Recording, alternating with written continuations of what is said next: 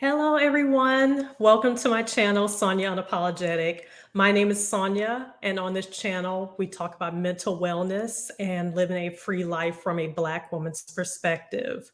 So, before we go any further, like this video, subscribe to the channel, and hit the notification bell to be notified every time I post a video. So, I am so happy to be here with you all. On this live broadcast. And my topic today, I'm talking about rejecting struggle. And just this is just going to show my journey from just being in this position of thinking that hard work makes me a better person, or just kind of working myself into anxiety and stress and whatever. And for so long that was just normal, and I wanted something different, but I didn't know how to express that to the right people. So I'm just going to go through and tell my story. Hello, Mimi. I see you in the chat here. Mimi says, hi there. God bless. God bless you as well. Thank you so much for joining the chat and just joining the live stream. But I just wanted to go over my journey because for me, since I was in high school, I would say that I thought it made sense to just like work myself to death, kind of. I've been working since I was 14 years old, like an actual job. My first job was being a waitress. So I was working, I was going to school, I was in advanced classes. I was also in choir, and I was also on the drill team. And so, here I was, this kid, and I was in these advanced classes. So I had lots of homework, but also I had a job. Also, I had drill team practice. I had competitions. I had choir recitals and all of this going on. There was dance competitions that I had to go to. And then our drill team also put on like a spring show, and that took a lot of work.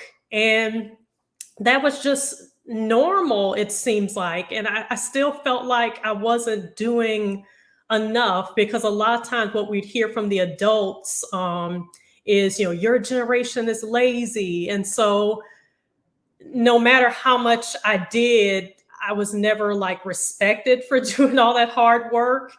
And then I felt like I wasn't allowed to say like, "Hey, I'm stressed out." That was just expected of young people, because you have to think like a lot of times if we're looking to get into college, they'll ask like, "What volunteer work did you do? What extracurricular activities did you do?" It is never enough to just do your schoolwork and be a kid. It's like already as a kid, they're expecting you to do so much.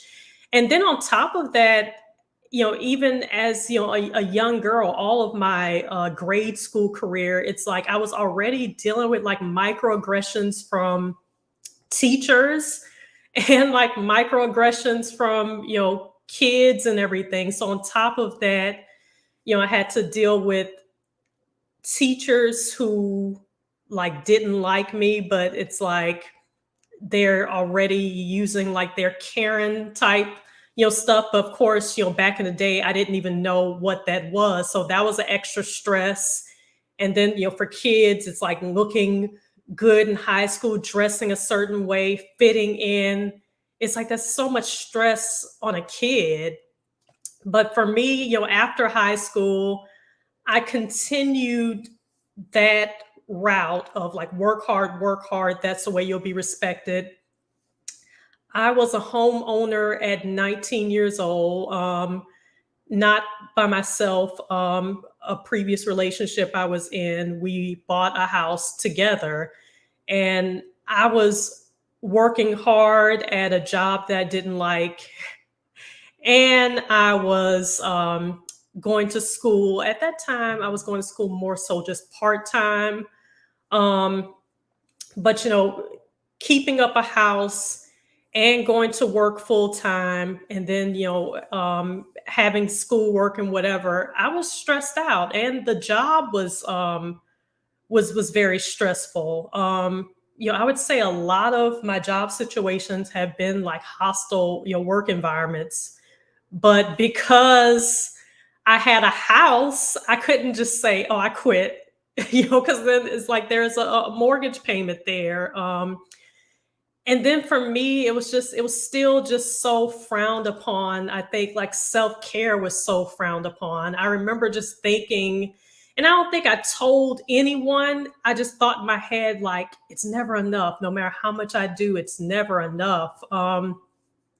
I remember, at that time being 19 years old and working a full time job. And there was some days of the week that after work I went to school, and I wouldn't get out of school until maybe like 9 p.m. maybe. So that was just a lot of work. But there was also times, with the partner that I was with at the time, my partner expected that I was going to do a lot of home cooked meals. And so I remember there being arguments like, "You didn't cook," and it's just like, yeah, but I work a full time job and I'm going to school. And yeah, I remember times that I would get home, maybe like maybe an hour before my partner, and it's like when I would hear the garage door going up, I remember like jumping up and like acting like I'm cleaning something because I remember the arguments, surrounding like, you didn't cook yet, or like you didn't, you weren't, cleaning or whatever. It's like I felt like I had to sneak in naps and like I would get in trouble if I'd be caught having a nap. So that's why now that's like really triggering to me. Like when I meet someone and they seem to be like so against self care, it's just kind of like work, work, work, or there's something wrong with you. Um, and even still, like that life of being very young, being a homeowner, being in a job that I didn't like. Um, yeah, Nikita says that's a lot of pressure at 19. Yeah, that was a lot of pressure. And then this is the thing, it was a lot of pressure at 19, but since I was young and I looked so young, I didn't get any credit for working hard. You know what people would say? They would say, "Oh, wow, you're 19, you're a homeowner." And one lady was like, I was telling my husband, like, this girl who works with me, her man bought her a house. So it's like I got no credit when I was paying half the bills and working full time. It's like because you're a young girl, I know I looked younger as well. It's like everyone thought like I was just like some kept woman or something. Like I didn't get the credit for as hard as I was working. And then when people would come knock on the door and like try to sell things in the neighborhood, they're like, "Hey, are your parents home?" And I'm just like, I'm working hard to pay this mortgage, and you're asking me my parents' home. Is like, okay, I understand I look young, but it's like all that work, and there was really no respect, no reward for working that hard. It was just a lot of stress. And I mean, I can't lie, there was just because I was, dealing with like microaggressions at work. And I remember questioning myself, like, am I just like weak or whatever? Like, this is so much pressure. It's like, a lot of the coworkers are like bullies. The boss, seemed like a bully. And, I just felt like there was no outlet because, I remember talking to my partner about how much I hated my job, at the time. And, this and that's another thing I question that, like if I was allowed to even say that, because a lot of times, like when you say that, people are like, "Well, who do you think you are that this is just life. And so when I talked to my partner about that, I was just told like, well, we have to pay these bills. So it's like, no matter how much you hate this, you can't like leave the job. And I remember talking to my boss, and I was just having a hard time. It seemed like some of the ladies that worked with me were like bullies. And it's, the boss one time, he was just telling me like, you don't seem to fit in here. It's just kind of like, I'm not going to do anything to kind of check these ladies who are having bad behavior towards you. So, he was just like, you have a lot of endurance, because I would have quit a long time ago. But, basically he's just like, I mean, you just gonna have to figure it out, because I'm not about to, there's not going to be much that's going to change with the way, you're being treated. And the funniest thing is, years later, that same boss like reached out to me on Facebook, and he was just like, "Oh my goodness, I was a horrible boss." He's just like, "Forgive me, I was a horrible boss." That's the only time it's ever happened in my career, but that let me know that I wasn't crazy. It really was a hostile work environment. Um, but that was like, let's see, Global Sisters Connection says, that is the culture here in the US and corporate America. Horrible. Yeah, it's a lot of crazy things going on. That's a lot of pressure. I was watching a YouTube video yesterday to where I guess a lot of us aren't aware. There are companies that are doing now in current day in 2022, almost like indentured servitude. There's companies to where people are starting training in these very difficult jobs, and maybe not, just very stressful jobs. They're starting training in these stressful jobs, and then they're deciding like, hey, I can't take this, and they quit. And then the company, they're like, send them a bill for like $7,000, saying like, okay, you need to pay us back for the training. And so I was watching this YouTube video yesterday about that, and it was more than one company that was involved in this type of unethical behavior. And the employees, had like a lawsuit.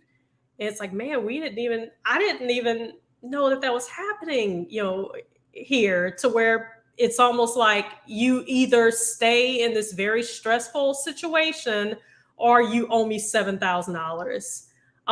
And someone, Mimi was saying, like, shocked by that. The video is on Lisa Cabrera's channel. She's a YouTuber. What I can do is find the link to that video and put it in the description box after this. But that keeps people in just a desperate situation. And I keep looking at this like spot on my head. I tried to get like a mole or whatever freezed off like day before yesterday. So I think it's going to look worse before it looks better. So I'm looking at it like, so we'll see how that process goes. Hopefully it kind of actually does fade. And I've never like done that process of like having something frozen off. But yeah, so I'll put that link in the description box. But I was just so immersed in the, like, I call it struggle culture, to where it's like, this is life. You're going to be depressed. And I can't lie, during that situation, I was a very young girl, homeowner, going to school part-time at that time, a full-time job that I hated because it was a hostile work environment.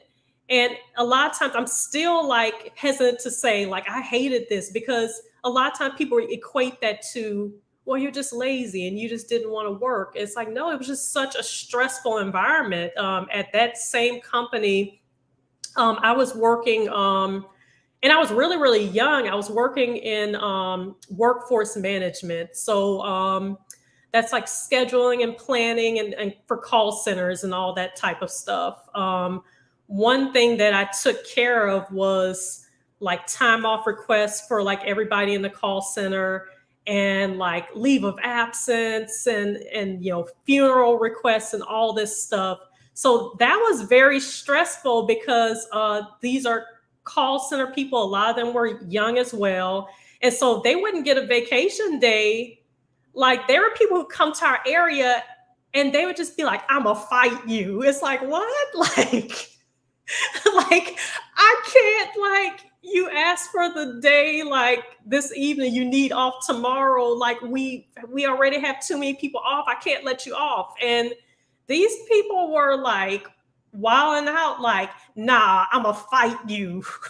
like, like wait until she in the parking lot after. I'm just like, it was stressful. I remember there was some call center representatives, and this was crazy because these guys were probably in their 40s, and they got into an argument, and they came to my area because there was no managers in the call center that day. I think it was a Sunday.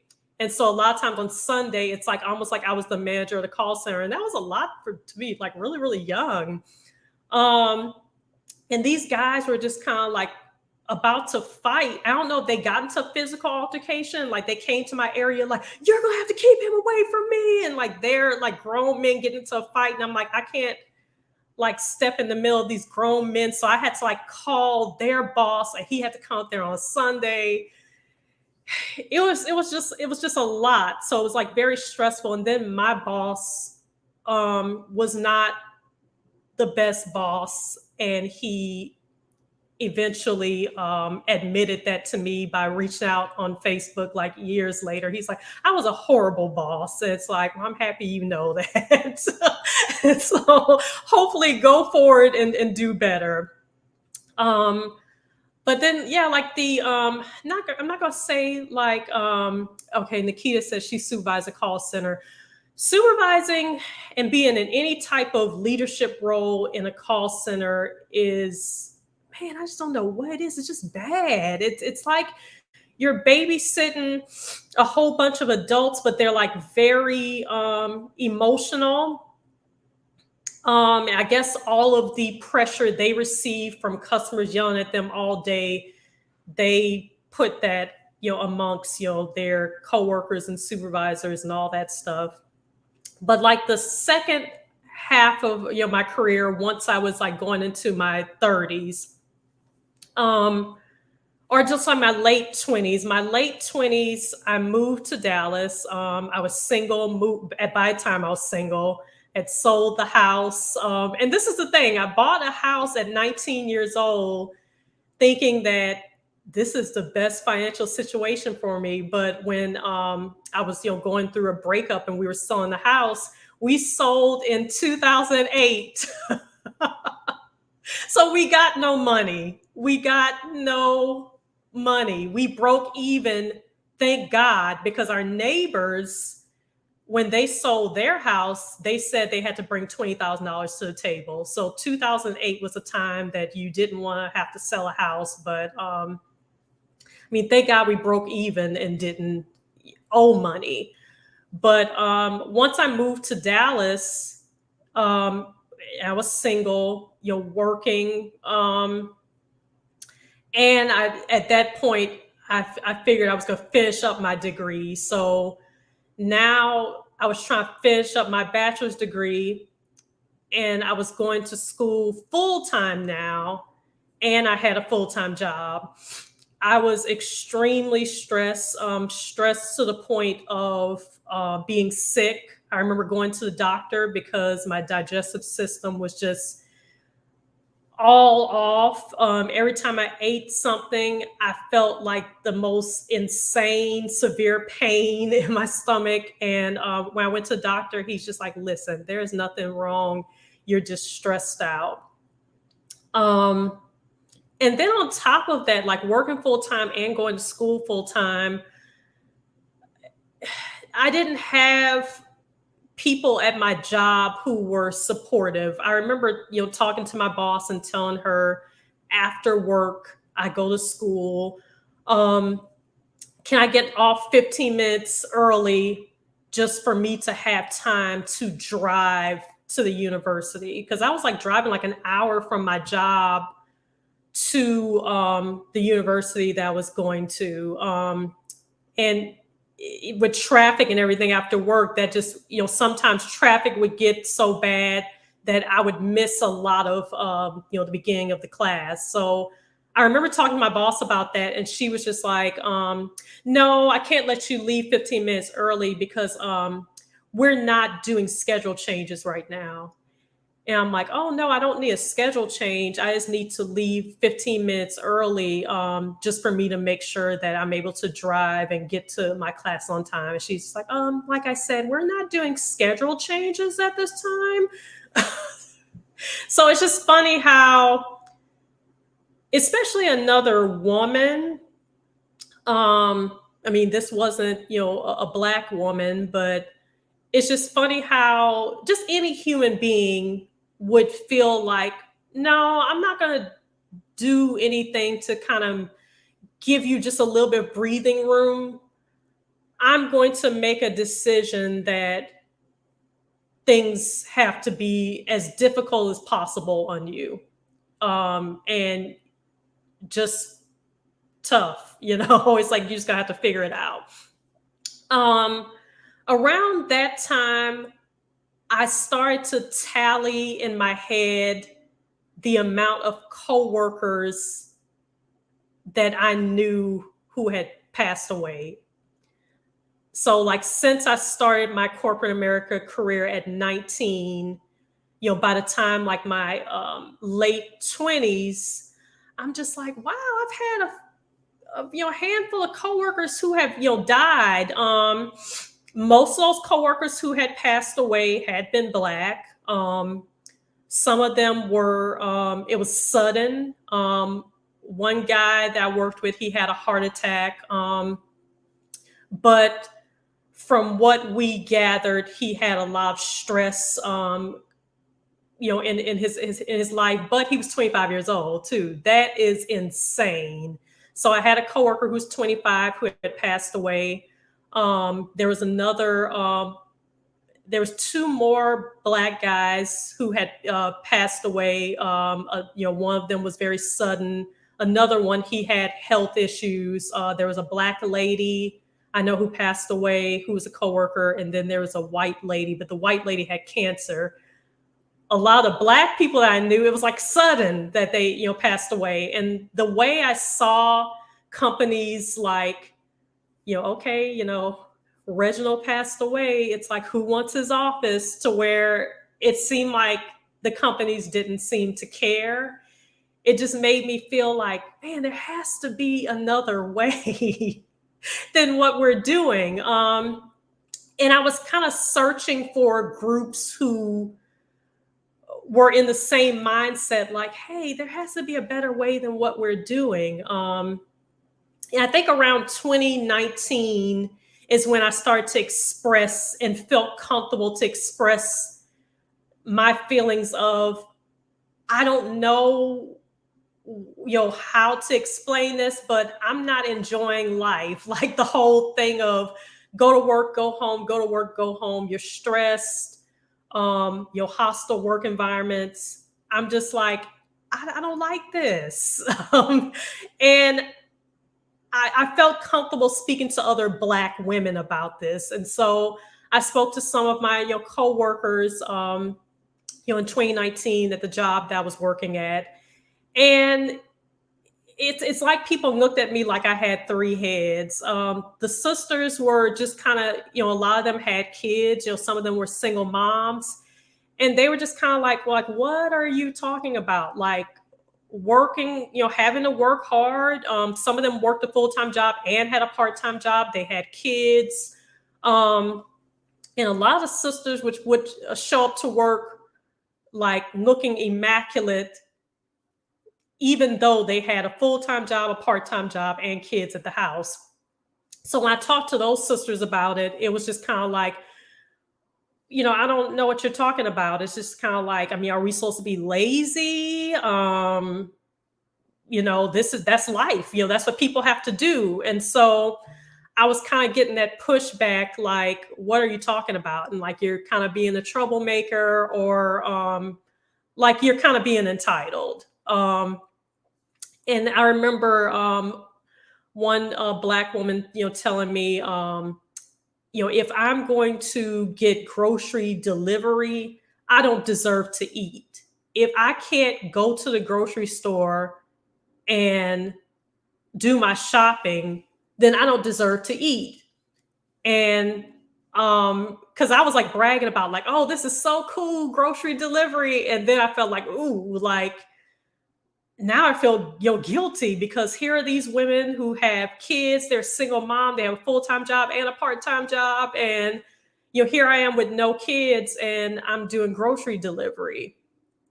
Um, but also to be fair, in 2019, I was working insane hours. I was working 6 days a week. There was some days to where I'd log in at 7 a.m. and wouldn't log out until like 11 p.m. And I remember that being a time that panic attacks, because you think when you do that much work that you're going to get some type of acceptance or respect or like, hey, good job. And I was not receiving that. I was like receiving like, you need to do more. Or like, oh, what do you expect? A cookie because you know, you're working, from 7 a.m. to 11 p.m., 6 days a week. Like, that's life. Suck it up. But this was also a situation to where the ambulance was at our company, at like twice a day, at least twice a day, every day.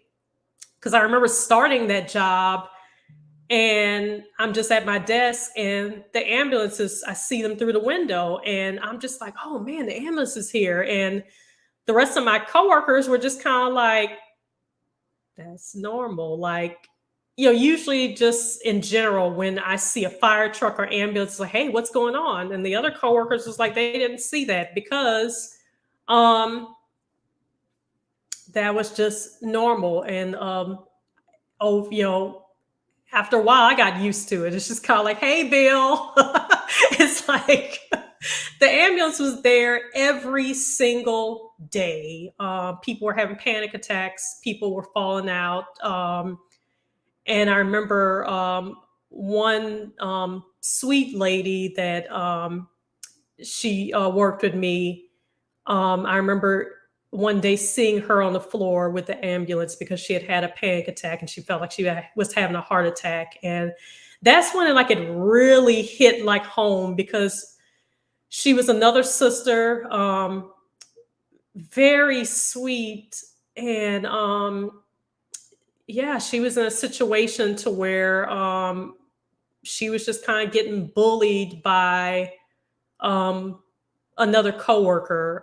And I can definitely relate. I didn't, before the term Karen was a thing, it's like I just remember throughout my career, there were a lot of Karens who were big time bullies and were on a mission to, kind of destroy. And, but, being the, Black woman, a lot of times, no one believed you. So I remember being the victim of bullying, but then when it was, time for there to be a discussion, then the bully is the one like, oh my God, like Sonja, oh my God. Like, and who's going to believe, they're looking at me like, how dare you bully this sweet woman? She's sitting here crying. It's just kind of like, no, I'm the one being like,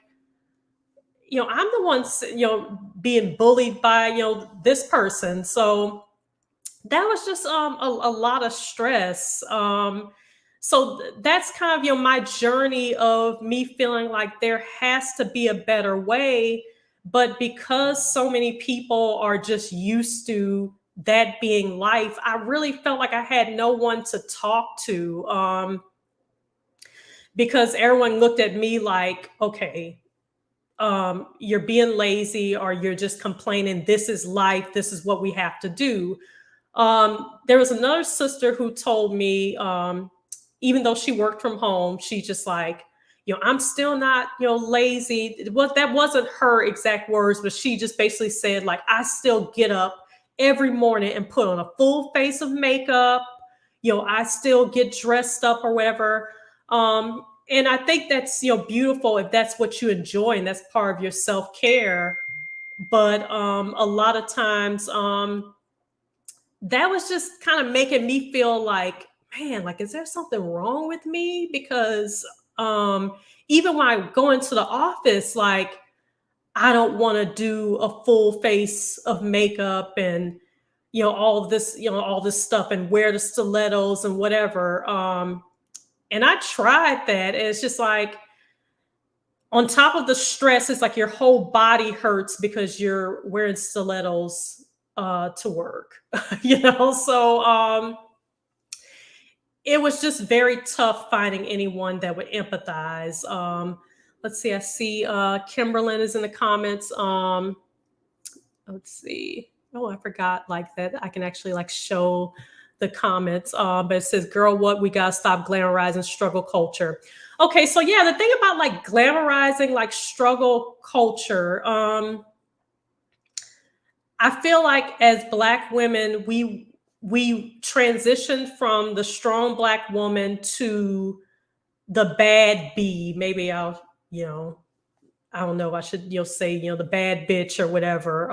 And not because, I'm not saying that like from my words, but I think for a lot of women, it's just kind of like, yeah, I'm not a basic bitch. I'm a bad bitch. So it's like the bad bitch, in my opinion, is not only I'm a strong Black woman, it's like I have two jobs. I'm taking care of, my kids. I have, a few degrees, and I do it all in stilettos, a full face of makeup, hair flawless. And so it's just kind of like, you have no excuse. It's like, and so, yeah, that's the thing that had me feeling like there was something wrong with me. And I got into like some passionate debates, and with some sisters that, love them to death. But I was just triggered because I felt like, man, why I don't have anyone to talk to. Everybody's telling me that, you're wrong, or you're being lazy, or you're being negative. That's just life. Like, who do you think you are that you get to skip out on, you know, what's, tough? That's what life is. And Kathy Hampton says, um, that's bad bitch actually has lots of issues. Yeah, I mean, there's a lot that comes with that, and I don't want to make it seem like, if a woman loves to do all that and that feels freeing to her, then that's beautiful. But I remember me feeling like, what is wrong with me that I can't be that way? Because it's like I wanted the respect, I wanted to be seen as successful, and but I just didn't have the energy to be in a job that's extremely stressful, but then also have the energy to put on a full face of makeup, and put on stilettos, and don't get your groceries delivered because you're lazy and you don't deserve to eat. After work, go fight the crowds at Kroger. Um, and I make light of this, but just there's just been times where things have been so stressful, especially with when I worked a full time job and had a and was full time going to school. It was so stressful that I ended up being sick and having to go to the doctor, and it just totally threw off my digestion. I could not eat because every time I ate, I was just in such terrible pain with stomach pains and everything. So I would say 2020 is when I thought to myself, like, no, I don't want to continue to buy into this. I'm going to see if I can find a better way. And I'm happy that I did that. A lot of that support came from looking at travel groups. The first group that I saw was Black in Tulum on Facebook, and that's like caused a snowball effect because I was seeing Black people, living in Quintana Roo, Mexico. They seemed like they were embracing freedom. They weren't shaming anyone for wanting freedom. And they were just showing that this is possible. And then through Black in Tulum, there was a post that talked about Exodus Summit. And I attended Exodus Summit in 2020 virtually. And I was just like, oh my goodness, like I could have cried to find a community to where there were other Black women who were saying, I too want to live a free life. I want there to be something, easier than what we've been going through. So that was just kind of, my journey.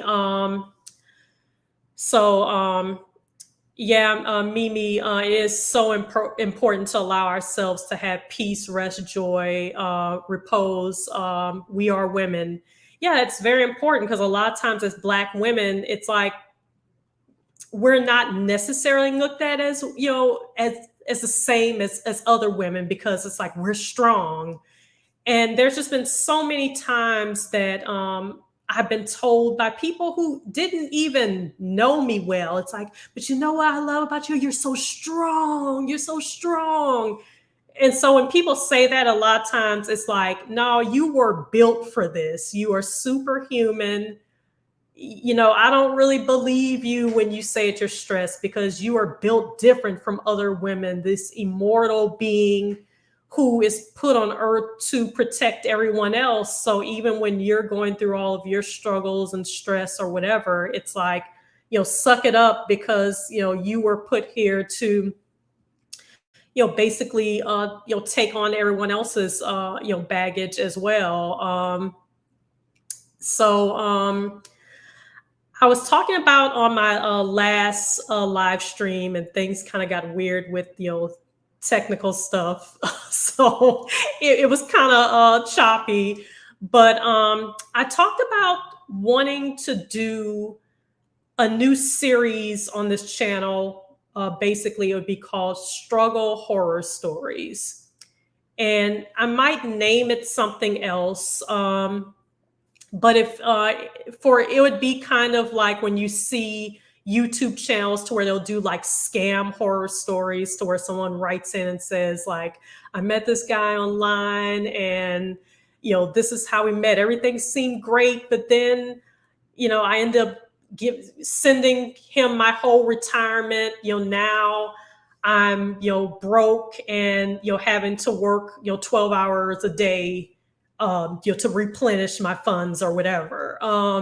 That's an example of, what the scam horror stories would be. But for like the struggle horror stories, it would, kind of be something like, what, I explained to where it's like you're working, like 12-hour days, you're in a hostile, work environment and you're being told that there's no way out. Or Kimberlyn says she has some horror stories. Kimberlyn is also minding my Black ass business. And Kimberlyn, I guess correct me in the comments, is that what it is on IG? Because Kimberlyn, I remember you doing just an amazing retelling of some things that you went through in a hostile work environment. And that will basically, have you, in the hospital, because of stress, But yeah, I guess the examples with of horror stories would just be if the whole world is on your shoulders and you're working all these hours, but then after work maybe you were going to a second job and you had your kids, but then also you weren't getting any help from a partner, so you had to clean, and cook and take care of the kids, and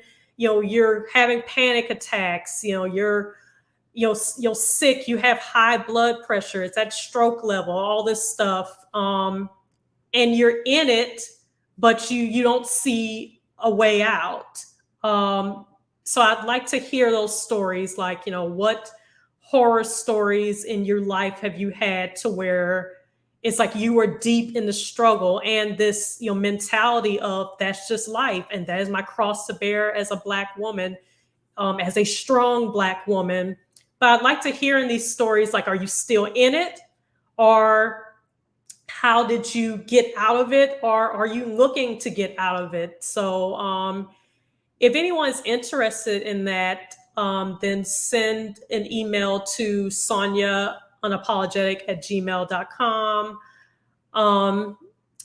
I would like for there to be like maybe some type of link to your social media, just for me to kind of see, like, that it's a person, it's not someone like trolling, because I don't want somebody writing in like, "Hey, Sonia, my name is Felicia. At one point, I was drug addicted and I was in an abusive relationship, and I was going to neighbors' houses asking for money for crack or whatever." It's just like, that story sound familiar. I don't know if this is real. Um, but yeah, if you were deep into any type of struggle, I want to do that series, and maybe read a couple of those letters per episode, because I want us to see like there are other sisters who are in it as well, and for us not to normalize it. And it's just like, okay, what are we doing to accept peace, accept freedom, to stop feeling guilted, to stop feeling like there's something wrong with us. And yeah, it's like once you choose freedom, it's just like really hard to go back to just go to work, go to sleep, stressed out, toxic work environments. It's just hard to go back to that. But yes, Kimberlyn is minding my Black ass business on IG. And yeah, that is just, I love that name, because there's just been so many times to where I've just wanted to mind my business. And a lot of times these jobs, the work is not hard. It's not the work, it's the amount of extra stuff that the people wanting to throw their weight around and wanting this power. And a lot of people, it's almost like, you see these like superhero movies or whatever, or horror movies, to where it's like people get like their strength from like taking other people's souls and all that stuff. It feels like there's a lot of people in corporate environments to where it's like they get their energy from tearing you down. And I remember a lot of times when I was at my weakest points in life, that's when the coworkers who were bullies, or the managers who were bullies, that's when they like doubled down. Like when I returned to work after losing a baby, you would think that, I'm not saying, that I want someone to be like, "Oh, I'm gonna, treat you like, you're just fragile," but I don't want you to use that as a time to double down on your bullying, just, to feel like you're like destroying me or whatever. And then another time for me, when I felt like people like really doubled down on like making it hard, was when I had a nephew that passed away. And it's like when I returned from that, it's like the Karen who had trained me, because I was, I'd started a new job, and my nephew had passed away, so I had to go to a funeral. I returned, and that lady like doubled down to where I'm just like, okay, this is just ridiculous. Like, it's like, some people, it's like they keep pushing you. It's almost like they want you to like physically fight them or something. Um, and then when you have to come up out of character to confront them, they're just like, oh my God, Sonja said, it's like I'm going through a lot of stuff, and it's like you're putting all this extra stress. And for one thing, it's like not only are you putting this extra stress on me, it's like that has to be, is that not stressful on the Karen? Like I just I don't understand. Like that I would be stressed out if like I had a full-time job, but then on top of my full-time job, I was like terrorizing, everyone. That would just be so difficult. So that's kind of my journey. Like, just to recap, just from a young child, feeling buying into this, the harder you work, because the more you'll be respected. I remember hearing from a few people the whole idea of, the way to be successful, it's like you need to be the first one in that office and be the last one to leave. It's like, why were people lying to us? It's like the more work you do, the more that you show that you will you'll miss out on time with family. You'll not take care of yourself. You'll cancel doctor's appointments. You'll miss out on vacation time. The more you do that, the more it's like the more you're disrespected, because they feel like there is nothing that you wouldn't do for this job because you need the money. What are you going to do? Quit? It's like you need the money. You're not going nowhere. And then, also I think a lot of, people are, scared of, they're scared to go to, HR because HR don't help. A lot of times it's like, what do you do? A lot of times you're the little person, you can't, fight, back against, that. So, yeah, Auntie Lou, definitely spiritual, vampires. And, now it's like my channel is about living a free life. And then, also I've been following Stephanie Perry, and she talks about a life of ease. I remember wanting a free life or wanting ease. I didn't even know what it was called. I know sometimes people talk about soft life, now on social media, and kind of showing, Black women living a soft life. But a lot of times when I would see soft life, I would see women to where it would be like reels on IG, to where it's just like, I'm living a soft life. I wake up in a Gucci robe and a full face of makeup. And so I think the soft life videos, it's like I think that they're so beautiful, but they gave me anxiety because I felt like, am I not, you know, am I not allowed to be a part of this? Because like, is there a certain uniform or, a certain requirement for, the way, you look? And so, yeah, I think sometimes the soft life videos kind of, not stress me out, but it just kind of made me feel like, I don't know how I fit into that. So I think like ease feels like, if I wake up in a t-shirt and some shorts, if today I'm going to stay in sweatpants, but then like, when I decide to, dress it up, I can, dress it up. And I think a thing that I like about when I've spent time outside the US is that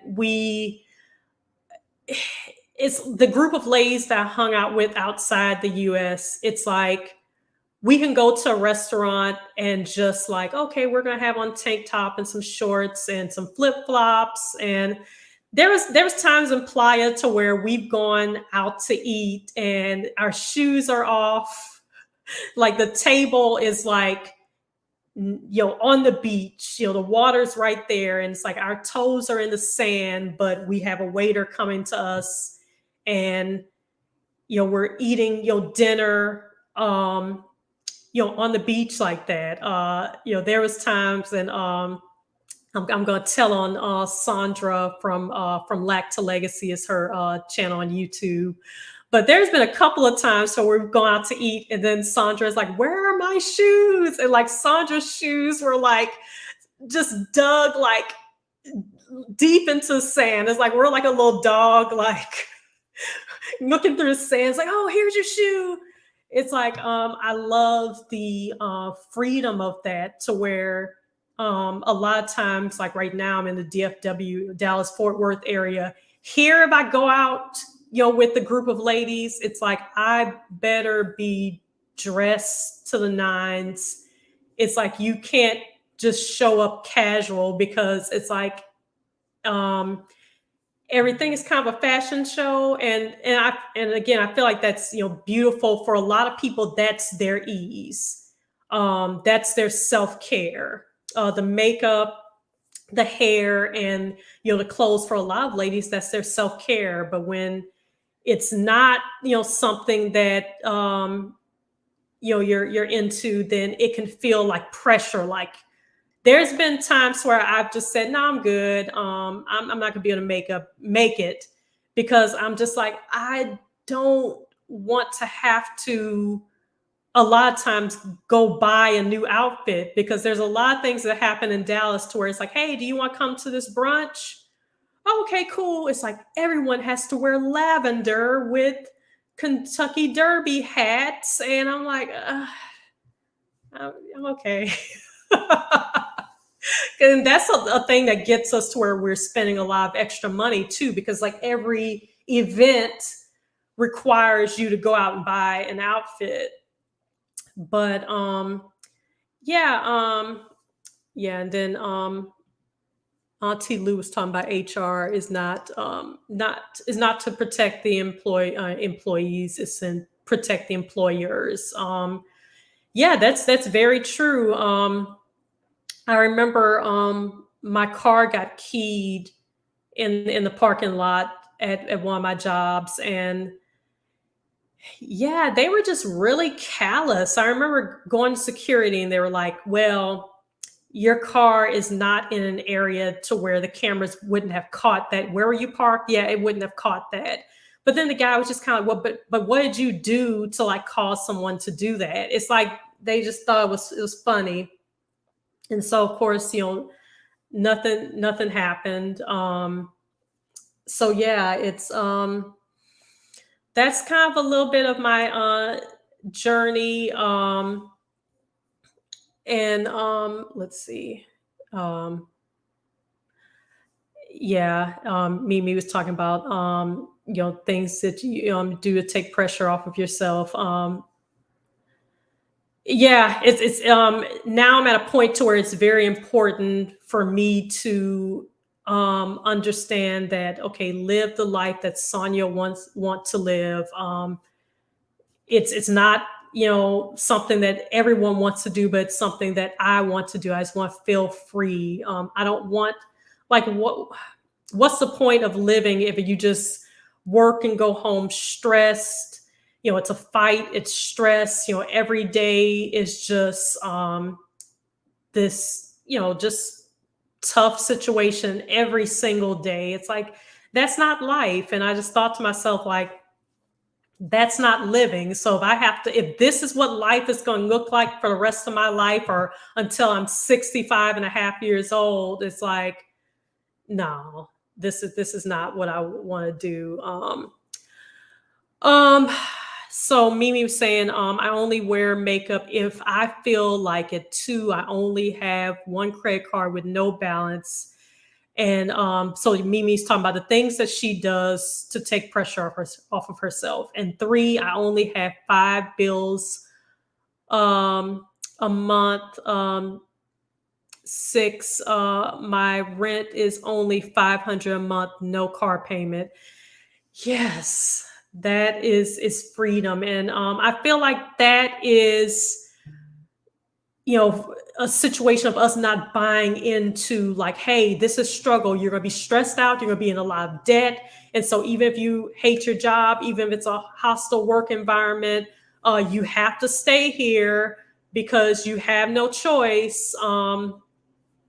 Like, yeah, that's the struggle when it's like you don't have control over your life. Mimi, I wonder, like, have you ever had like a struggle horror story, like where you ever in the past in a situation to where you felt like you were at a job that was really stressful? Like, have you ever felt like everything going on in life is stressing you out? Yeah, because it's like I would love to hear about if that was a transition or if that was something that you were taught as a child. So yeah, I mean, it's so important for us to teach the young ladies coming up. It's like you can choose your own path. You don't have to go to college. I know that that's controversial, especially for Black women. But I feel like if you want to, but you don't have to. And I know it's a lot with these young ladies. They already have pressure at a young age. One of my niece's classmates from high school, she ended up I know there's certain things that we can't say on YouTube, so she ended up unaliving herself. So y'all know what that means. But it was a big story because I think the young lady was a cheerleader at LSU, and she wrote a note before she unalived herself, and she was just basically saying, like, I feel like I'm disappointing everyone, and I'm failing my classes, and she was a cheerleader, and all this stuff. And she said, I feel like I'm disappointing everyone. And I've met a lot of young ladies to where they said they feel like they're not doing enough. And at such a young age, it's like, if you're over 18, it's like, okay, it's your life. Like, you can decide that I don't want to do this. You do not owe anyone a degree. You could decide that I'm just going to take off from college and I'm going to go back when things are less stressful. But I think there's that look, that aesthetic. We want that, and a lot of times we might not care for it, but we feel like other people are going to be disappointed, or other people are going to look down on me if I don't have this aesthetic. And so, yeah, that's why it's so important, because like I said, there were a lot of coworkers over time. I just thought one day, like, wow, this guy passed away, this guy passed away, this guy passed away, this woman passed away, this woman passed away. I remember going through that in my head, and it was just kind of like, did the company stop and be like, did they do like grief counseling? I never remember anyone saying like, hey, let's talk about it. Do any of you guys need to be in a meeting and talk about it? We never did that. The saddest thing for me, the 25-year-old guy that passed away, and I was working with him, and after he passed away, his mom called the company. She called up to the job, and I was the one that picked up the phone. And she was just like, I'm not gonna say his name, but she's just like, hey, I'm John Doe's mom. And she's just like, oh, I just wanted to call you guys and tell you guys that my son passed away. And so I think she wanted to talk to his manager because she was going to return work stuff that he had, but then she was going to get stuff out of his desk. And I told her, I'm like, hey, I'm so sorry. I knew your son.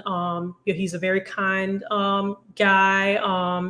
And I told her my condolences. And I was like, hey, let me get you on the phone with his boss. And so she was on hold, and I was like trying to get on the phone with his boss. And there was hardly anyone in the call center at the time because it was early in the morning. And so I'm like, why is his boss not picking up? And I kept trying to call, and the boss wasn't picking up. And so then I'm like, okay, let me just walk over to the area. And I'm like, hey, John Doe's mom is on the line. And he was like, just like talking to someone in the call center. He's like, oh, okay.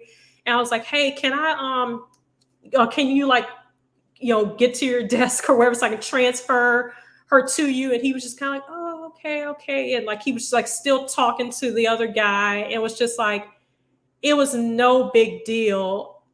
It had to have been like 10 minutes before I was able to get this woman on the line with his boss. It was just kind of like, it was no big deal. And I felt so ashamed because once I got back on the phone, like, hey, I'm so sorry that you've been on hold for so long. Okay, I finally got his boss, on the line. But it's just a lot of times people just don't care. It's like you can, work yourself to death. And for what? They're not going to care. They're going to put someone else in your desk the next day. Another one of my coworkers who passed away, the funeral hadn't even happened. And there were people like in the office, like, who's going to get that office? It's just, we have to do what's best for ourselves. So the name of this video is Rejecting Struggle. So I feel like I've, rejected struggle. But for so long, I didn't know the name for it.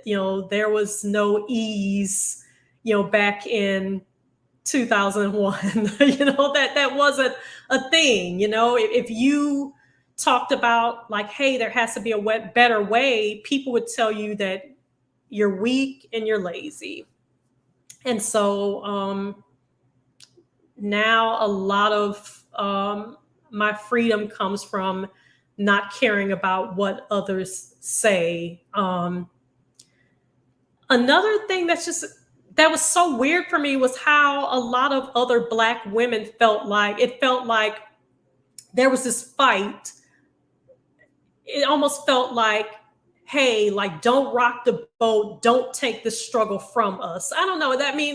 That's probably like a weird way of looking at it, but there was so much pushback and so much fight. It's almost like, well, what are you talking about? This is what we're supposed to be doing. Like what are you talking about? Because I remember watching,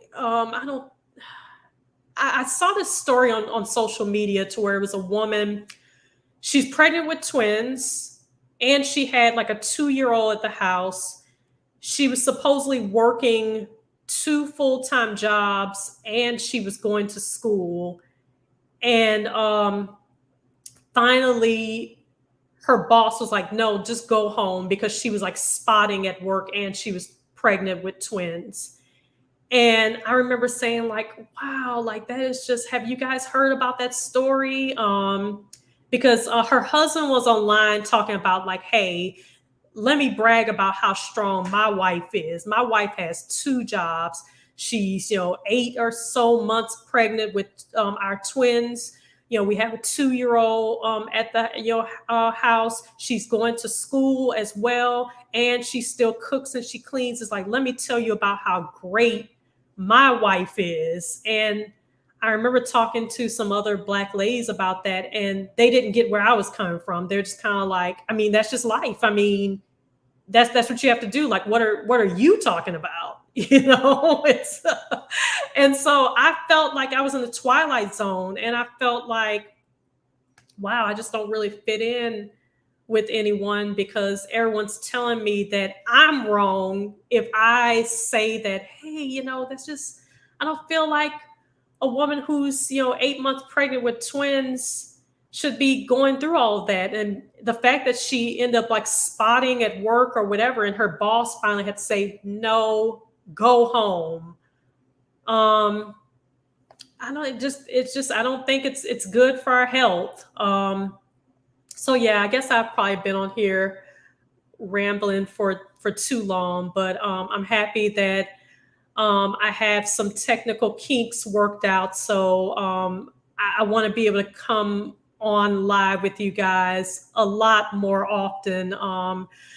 you guys get down to the comments, and if you can relate to some of the things I'm talking about, let me know what your journey has been to reject struggle. Also, get down in the comments and let me know what you think about the possible upcoming series on the channel, Struggle Horror Stories. It might be named something else, but if y'all like that name, if you guys like the comment, the concept, if you guys don't quite understand what I'm talking about, let me know, and then I'll probably put a community post as well to talk about it. But again, my email is sonjaunapologetic@gmail.com. You can email me with your struggle horror story. Put that in the subject line. Put the story in the body of the email. Include a link to like your IG or Facebook or Twitter or something, just for me to kind of see like, okay, is this like, a real, person that, is not, trolling. And then also, let me know if you don't want your name mentioned, that, I totally understand that. And with a lot of these channels to where they have a horror stories series, a lot of people who write in, they'll change names just to protect, the situation. They'll, say like, I'm gonna call, my, brother, Bob. I'm going to call, this coworker Mary or whatever, just to kind of, protect the situation. But Mimi says this topic is so needed in our community, holding space for us, sis. Yes. Yeah. And so then Auntie Lou is talking about, she gets a lot of us have gone through it. Yes, a lot of us have gone through it. So I think that's all I'm going to say, because y'all know I can talk forever. So I want to start doing this with you guys more often. Another quick update. I'm going back to Mexico next month. Yay. So that's exciting. So again, like this video, share it if you think that someone will benefit from it. Subscribe. Make sure that you're still subscribed, because sometimes something goes on with YouTube and people accidentally get unsubscribed. Follow me on Twitter and IG. That'll be all in the description box. And then I owe you guys that Lisa Cabrera video in the description box, because she was talking about basically these people getting caught up in whole indentured servitude situation. And I'm not laughing because it's funny. I'm laughing because like what planet are we living on? I mean, I know that that's something that's happened in the past. It's not uncommon, but the fact that 2022, that this is still happening, but people are trying to name it something else to try to get away with it. So that's all I have for you guys at this point. You guys have a great night. Thanks for hanging out with me, and I'll talk to y'all soon. Bye-bye.